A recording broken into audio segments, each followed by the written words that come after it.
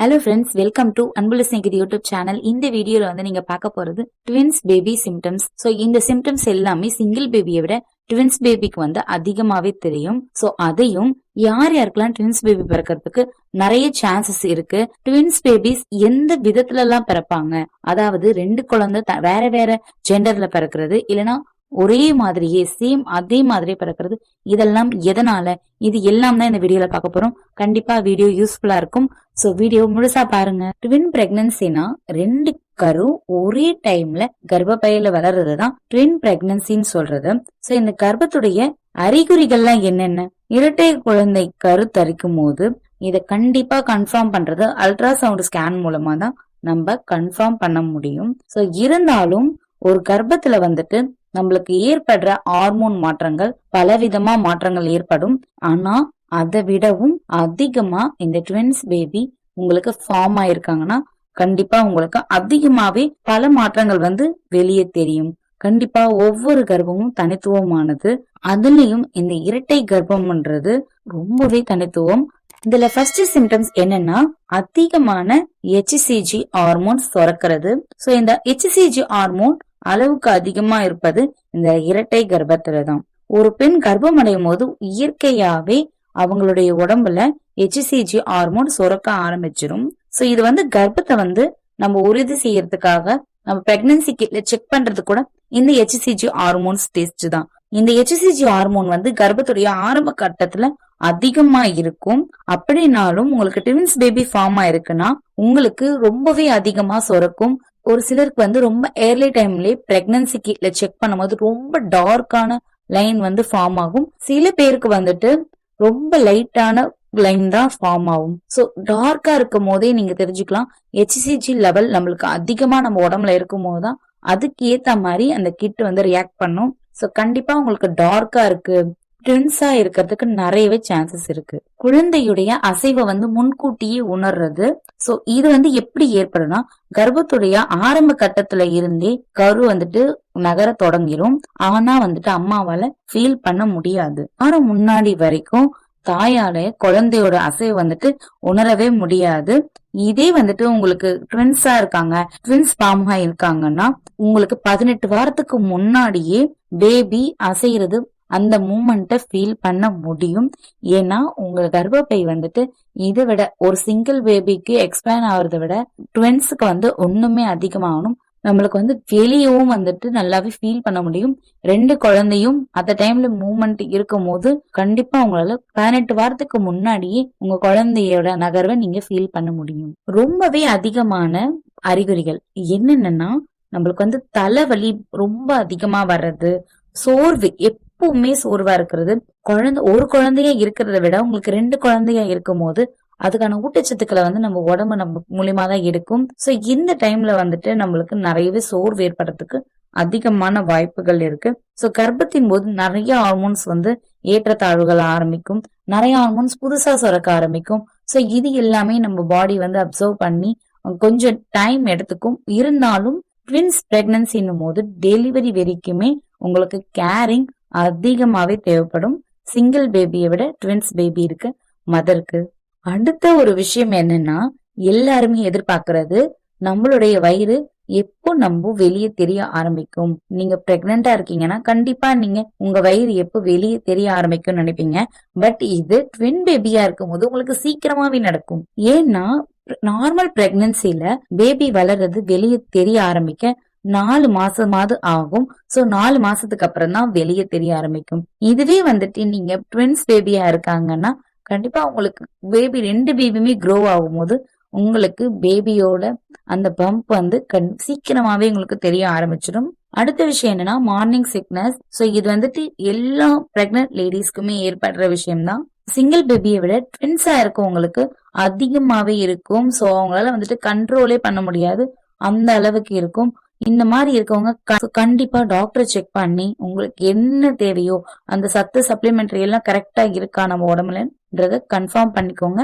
So ஏன்னா vomiting, கொமட்டல், இதனால சாப்பிட பிடிக்காம இருக்கிறது, தண்ணி குடிச்சா கூட வாந்தி வர்றது, இந்த ஸ்டேஜ்ல தான் இருப்பாங்க. சோ கண்டிப்பா உங்க டாக்டரை கன்சல்ட் பண்றது ரொம்பவே அவசியம்.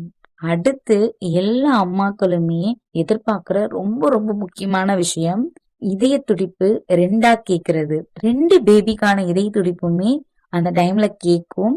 சோ ஆனா இது முன்ன பின்னவும் இருக்கலாம். ஃபர்ஸ்ட் பேபிக்கும் 2வது பேபிக்கும் கொஞ்சம் டிஃபரன்ஸ் இருக்கலாம். சோ நான் வந்து ஃபர்ஸ்ட் பேபி செகண்ட் பேபின்னு சொல்றது கணக்கு வயசு இல்ல. ஒரு பேபிக்கு வந்து கொஞ்சம் முன்னாடியே வந்திருக்கலாம். 2வது பேபிக்கு 2 நாளோ அந்த மாதிரி கொஞ்சம் டைம் எடுத்து கூட வெளியே வந்து ஹார்ட் பீட் கேட்க ஆரம்பிக்கலாம். சோ உங்களுக்கு வந்து 8 வாரம் உங்களுக்கு முடிஞ்சிருக்கு, உங்களுக்கு 8 வாரம் குழந்தை வந்து வளர்ச்சி அடைஞ்சிருக்காங்கன்னா உங்களை வந்து டாக்டர்ஸ் செக் பண்ணும் போது கண்டிப்பா ஹார்ட் பீட் வந்து கேட்க ஆரம்பிக்கும். இன்னொரு பேபிக்கும் கேட்க ஆரம்பிக்கும். பட் ஆனா அதையும் கன்ஃபார்ம் பண்றதுக்கு அவங்களுக்கு அல்ட்ராசவுண்ட் ஸ்கேன் ஒரு 1 வீக் இல்லைன்னா கொஞ்சம் வீக்ஸ்க்கு அப்புறம் உங்களை மறுபடியுமே அல்ட்ராசவுண்ட் ஸ்கேன் எடுக்க சொல்லுவாங்க. சோ ஏன்னா பேபியோட 2 பேருடைய ஹார்ட் பீட்டையும் கன்ஃபார்ம் பண்றதுக்கு. இந்த ட்வின்ஸ் பிரெக்னன்சில இவ்வளவு சந்தோஷம் இருக்கும் போதுமே சோ இதுல நிறையவே ரிஸ்க்கும் இருக்கு. ஏன்னா ரொம்பவே கவனிப்பு தேவைப்படும். ஒரு பேபியா வளர்றதை விட 2 பேபியா குழந்தை வயித்துல வளரும் போது குழந்தைகளுக்கான கரெக்டான ஊட்டச்சத்துக்கள் போய் சேரணும். நம்மளும் ஆரோக்கியமா இருக்கணும். இதுல முக்கியமான விஷயம் என்னன்னா ஒரு சிலருக்கு மட்டும்தான் நார்மல் டெலிவரி ஆக சான்ஸ் இருக்கு. நிறைய பேருக்கு வந்துட்டு அவங்க டியூ டேட் முன்னாடியே வந்து சி செக்ஷன் ஆகிறதுக்கு நிறையவே வாய்ப்புகள் இருக்கு. ஸோ சிங்கிள் பேபியோ ட்வின்ஸோ ஆனா இது வந்து நம்ம இது பண்றதுல நம்ம ஜெனட்டிக் தான் நம்மளுக்கு கொண்டு வர்றது. ஸோ யார் யாருக்கெல்லாம் ட்வின்ஸ் பேபி பிறக்கிறதுக்கு நிறையவே சான்சஸ் இருக்குன்னு நம்ம இப்ப பார்க்கலாம். ஒரு சிலரோட ஃபேமிலியில உங்களுக்கு முன்னாடி யாருன்னா ட்வின்ஸஸ் இருப்பாங்க. ஸோ இது வந்துட்டு உங்களுக்கு ஜெனட்டிக் மூலயமா உங்க டிஎன்ஏல இருந்தா கண்டிப்பா வந்துட்டு உங்களுக்கும் ட்வின்ஸ் பிறக்கிறதுக்கு நிறைய சான்சஸ் இருக்கு. ஏன்னா இது திரும்ப திரும்ப கண்டினியூ ஆகும். ஸோ உங்களோட டிஎன்ஏல அந்த ட்வின்ஸ்க்கான இது இருந்தா உங்களுக்கு ட்வின்ஸ் பிறக்கிறதுக்கு நிறைய வாய்ப்புகள் இருக்கு. இதே மாதிரி இன்னொரு வாய்ப்பும் உங்களுக்கு இருக்கு. அது என்னன்னா ஆல்ரெடி உங்களுக்கு ட்வின்ஸ் பேபி பிறந்திருக்காங்க அப்படின்னா உங்களுக்கு திருப்பி நீங்க கன்சீவ் ஆகும் போதும் ட்வின்ஸ் பேபி உருவாகிறதுக்கான வாய்ப்புகள் நிறைய இருக்கு. அடுத்து என்ன சான்ஸ் இருக்குன்னா பல பேர் வந்துட்டு குழந்தைக்காக செயற்கை கருத்தரிப்பு மையத்துல குழந்தைக்கு ட்ரீட்மெண்ட் பண்றாங்க.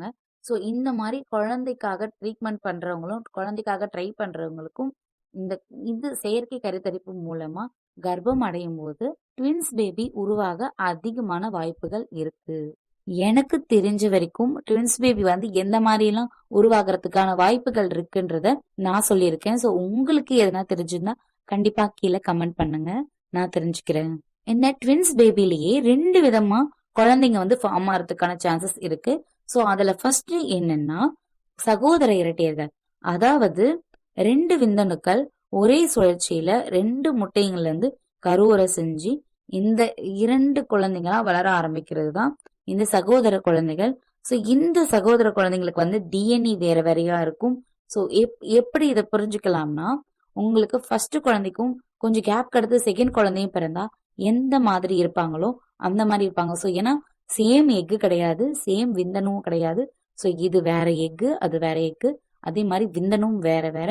ஸோ அந்தந்த விந்தணுவுக்கும் அந்தந்த முட்டைக்குமான குரோமோசோம்கள் இணையும் போதுதான் இந்த குழந்தையோட பாலினம் முதற்கொண்டு எல்லாமே மாறுபடும்.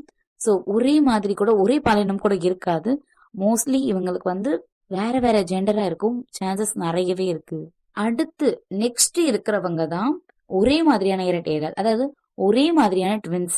ஸோ இவங்க வந்துட்டு ஒரே கருமுட்டை ஒரே விந்தணு உருவாகி அது 2ஆ பிரிஞ்சு அதுல இருந்து தனித்தனியா வளர்றவங்க. ஸோ இது வந்துட்டு ஒரே மாதிரி தான் இருப்பாங்க. மோஸ்ட்லி 2 பேருமே சேமா அதே மாதிரி இருக்கவங்க எல்லாம் இந்த மாதிரி உருவாகினவங்க தான். ஸோ அவங்களுக்கு வந்துட்டு நஞ்சு கொடியும் ஒன்னாவே இருக்கலாம். ஒரு சில டைம் 2 தனித்தனி நஞ்சு கொடியும் உருவாகி தனித்தனியா சத்துக்களை எடுக்கிற மாதிரியும் இருக்கலாம். இந்த மாதிரி பிறக்கிற குழந்தைகள் எல்லாருமே சேம் ஒரே பாலினத்தை தான் சேர்ந்தவங்களா இருப்பாங்க. ஒண்ணு பெண்ணா இருப்பாங்க, இல்லைன்னா ஆணா இருப்பாங்க. ஆனா தனித்தனியா வேற வேற ஜெண்டர்ல பிறக்க மாட்டாங்க. இந்த வீடியோல எனக்கு தெரிஞ்ச வரைக்கும் ட்வின்ஸ் பேபி எந்த மாதிரி ஃபார்ம் ஆவாங்க, யார் யாருக்கெல்லாம் இந்த மாதிரி ட்வின்ஸ் பேபி பிறக்க நிறைய சான்சஸ் இருக்கு, ஸோ அப்படின்றதையும் ட்வின்ஸ் பேபி 2 விதமா இருப்பாங்கன்றதையும் எனக்கு தெரிஞ்ச வரைக்கும் நான் எக்ஸ்பிளைன் பண்ணிருக்கேன். இந்த வீடியோ உங்களுக்கு யூஸ்ஃபுல்லா இருந்தா இந்த வீடியோக்கு ஒரு லைக் பண்ணுங்க, என் சேனலை சப்ஸ்கிரைப் பண்ணிக்கோங்க. இந்த வீடியோ முழுசா பார்த்ததுக்கு தேங்க்யூ.